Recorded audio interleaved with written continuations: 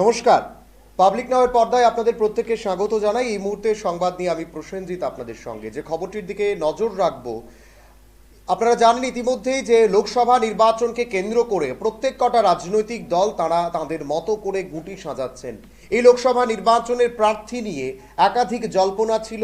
লোকসভা নির্বাচনের রাজ্যের দুটো আসনে নির্বাচন হবে। এই দুটো আসনে নির্বাচনে ইতিমধ্যেই শাসক বিজেপি পশ্চিম ত্রিপুরা আসনে প্রার্থী ঘোষণা করে দিয়েছেন, কিন্তু বাম কংগ্রেস জোট বা ইন্ডিয়া জোটের প্রার্থী এখনো কিন্তু ঘোষণা হয়নি।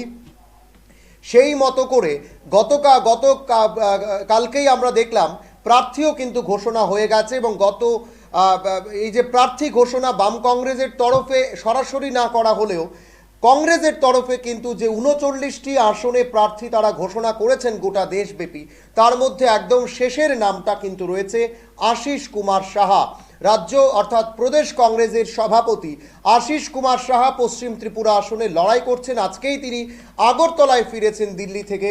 আগরতলায় তিনি যখন ফিরে আসেন তখন বিমানবন্দরে ওনাকে স্বাগত জানান দলের কর্মী সমর্থকরা। ছিলেন বিধায়ক সুদীপ রায় বর্মন সহ একাধিক নেতৃত্বরা, প্রত্যেকে বাইক মিছিল করে, বাইক র্যালি করে উনাকে বিমানবন্দর থেকে আগরতলা শহরে নিয়ে আসেন এবং একেবারে উষ্ণ অভ্যর্থনা দিয়ে উনাকে বিমানবন্দরে স্বাগত জানান। বিমানবন্দরের বাইরে দলীয় কর্মী সমর্থকরা পুষ্পস্তবক দিয়ে সুদীপ রায় বর্মন দলের সভাপতি তথা পশ্চিম ত্রিপুরা আসনের প্রার্থী আশিস কুমার সাহাকে স্বাগত জানানো হয়।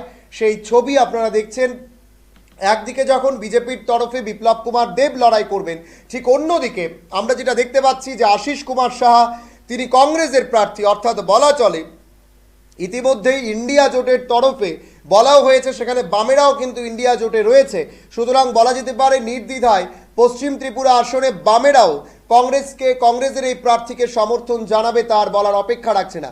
বাম কংগ্রেসের প্রার্থীও যদি বলা হয় এখানে ভুল হবে না বলেই মনে করা হচ্ছে, কিন্তু আপাতত বলতে হচ্ছে যে কংগ্রেস প্রার্থী, কংগ্রেসের লোকসভা নির্বাচনের পশ্চিম ত্রিপুরা আসনের প্রার্থী তথা বিপ্লব দেবের বিরুদ্ধে যিনি লড়াই করবেন কংগ্রেস প্রার্থী আশিস কুমার সাহা আজকে যখন আগরতলা বিমানবন্দরে আসেন দিল্লি থেকে, তখন ওনাকে স্বাগত জানান দলের কর্মী সমর্থকরা। ছিলেন সেখানে বিধায়ক সুদীপ রায় বর্মন একেবারে পুষ্পস্তবক দিয়ে এবং ফুলের বুকে দিয়ে উত্তরীয় পরিয়ে আশিস কুমার সাহা তথা দলীয় সভাপতিকে তারা স্বাগত জানান বিমানবন্দরের বাইরে। আমরা শুনবো আশিস কুমার সাহার বক্তব্য আজকে আগরতলায় ফিরে পশ্চিম ত্রিপুরা আসনে প্রার্থী হওয়ার পর ওনার কি প্রথম বক্তব্য রয়েছে। লোকসভা নির্বাচনটা সারা দেশের মানুষের জীবন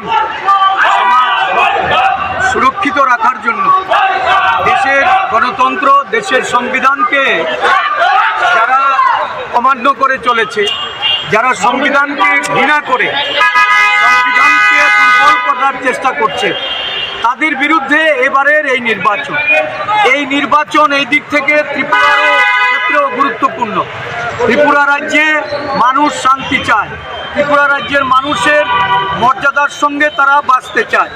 এই রাজ্যে দীর্ঘ 6 বছরের শাসনে রাজ্যের মানুষের মান মর্যাদার হানি, রাজ্যের মানুষকে নিঃস্ব করা, রাজ্যের মানুষের গণতন্ত্রকে হরণ করে যারা ক্ষমতাসীন হয়েছে তাদের বিরুদ্ধে জনগণ এবারের ভোটে প্রতিফলন ঘটাবে। আমি বিশ্বাস করি সারা দেশ জুড়ে রাহুলজির যে ন্যায় যাত্রার মাধ্যমে জনগণ যেভাবে এগিয়ে আসছে, জনগণ যেভাবে সমর্থন জানাচ্ছে, আমাদের দেশ, আমাদের রাজ্য একযোগে এই জনসমর্থন রাহুলজির প্রতি এবং ভারতীয় জাতীয় কংগ্রেস দলের প্রতি এবং আমার নেতা মল্লিকার্জুন খার্গে যিনি আমাকে এই সুযোগ করে দিয়েছেন, আমি সোনিয়াজি খার্গেজির প্রতি কৃতজ্ঞতা প্রকাশ করে এই লড়াইয়ে একটা বিফিটিং ফাইট দিয়ে এই রাজ্য থেকে প্রতিনিধি হিসাবে নির্বাচিত হওয়ার জন্য জনগণের কাছে আবেদন রাখছি, জনগণের সহযোগিতা প্রার্থনা করছি। প্রতিদ্বন্দ্বী প্রাক্তন মুখ্যমন্ত্রী রাজ্যের মাটিতে রাজনীতি করে আসছে মানুষ, 40 বছরের অভিজ্ঞতায় আর 4 বছর যিনি এই রাজ্যে হঠাৎ করে এসে মুখ্যমন্ত্রীর দায়িত্ব পালন করে গেছেন, মানুষ তার অভিজ্ঞতার নিরিখে ভোট প্রদান করবে। আমি চাই রাজ্যের মানুষকে শান্তিতে, তাদের মর্যাদায় তাদের মান সম্মান সমস্ত কিছু রক্ষিত করে তারা যেন সুরক্ষিত থাকে, এই দৃষ্টিকোণ থেকে বিবেচনা করেই মানুষ ভোটাধিকার প্রয়োগ করে।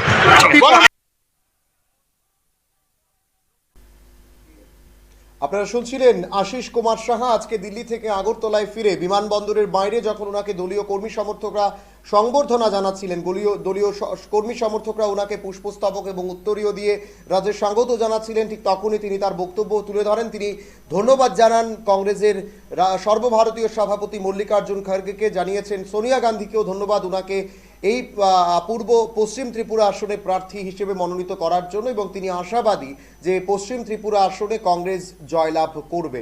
এখন দেখার এই কেন্দ্রে একদিকে যখন বিজেপির তরফে হেভিওয়েট প্রার্থী বলা যেতে পারে রাজ্যের প্রাক্তন মুখ্যমন্ত্রী তথা বর্তমান রাজ্যসভার সাংসদ বিপ্লব কুমার দেব রয়েছেন, ঠিক তখনই অন্যদিকে যখন আশিস কুমার সাহা লড়াই করবেন, এই লড়াই কতটা হাড্ডাহাড্ডি হয় তার দিকে কিন্তু তাকিয়ে থাকবে গোটা রাজ্য। এই আসনে ফলাফল কি বেরিয়ে আসে। এখন সময় ছোট্ট একটি বিজ্ঞাপন বিরতি, সঙ্গে থাকুন। শ্রীলক্ষ্মী গ্রুপ অফ ইনস্টিটিউশনসের পক্ষ থেকে মাধ্যমিক ও উচ্চ মাধ্যমিক পরীক্ষার্থীদের জানাই অনেক শুভেচ্ছা ও অভিনন্দন। জীবন গড়ার পথে এই পরীক্ষা হয়ে উঠুক অন্যতম নির্ণায়ক ও ইতিবাচক একটি প্রক্রিয়া।